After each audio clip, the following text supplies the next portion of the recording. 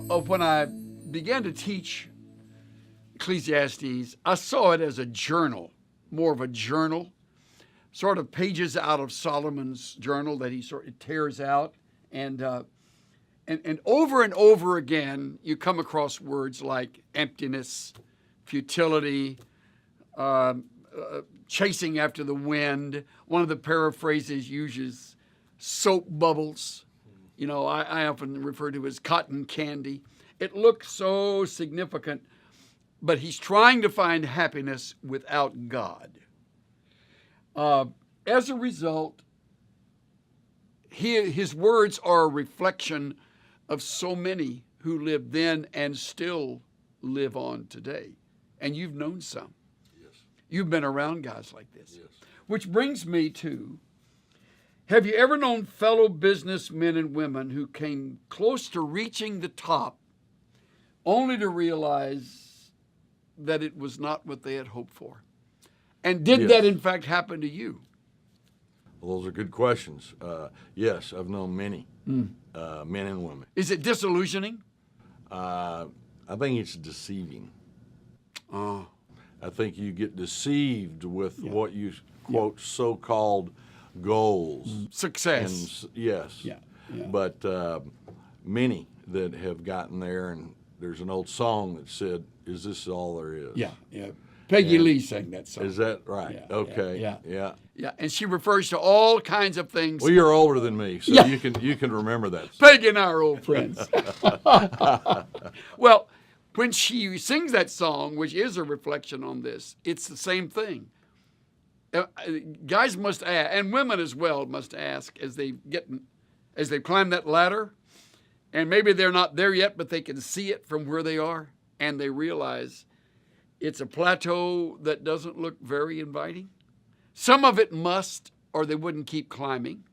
There has to be some adventure in the pursuit. Exactly. Yeah. Well, I think we've become, all of us, even without realizing it, we have become victims of our culture. Yeah. We're in a free country where there it is. Yeah. Go for it. Right.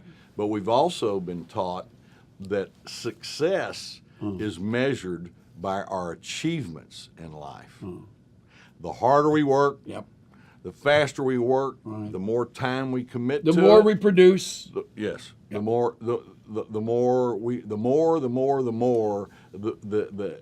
more and it becomes from a insecurity, which is a lack of God.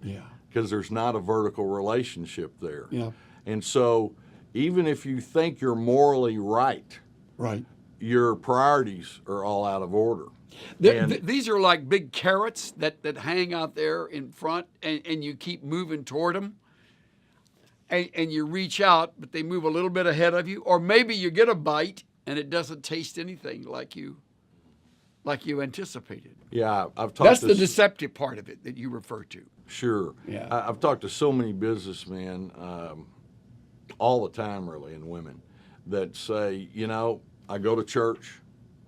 I might be in a Bible study, but it's kind of like when Monday starts, I'm back on the treadmill, and I find myself not praying or praying very little, seeking the Lord's guidance, the Holy Spirit's direction in my life. So a lot of the stuff learned while in the midst of the good stuff, we would call it, the eternal stuff, sort of gets pushed to the back burner when you get into the chase.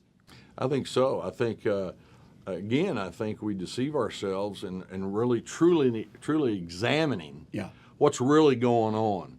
And what are my motives here? And what are my vertical and horizontal relationships like?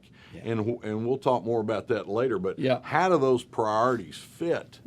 And am I allocating the right time, the right thoughts, the right emotions to those things?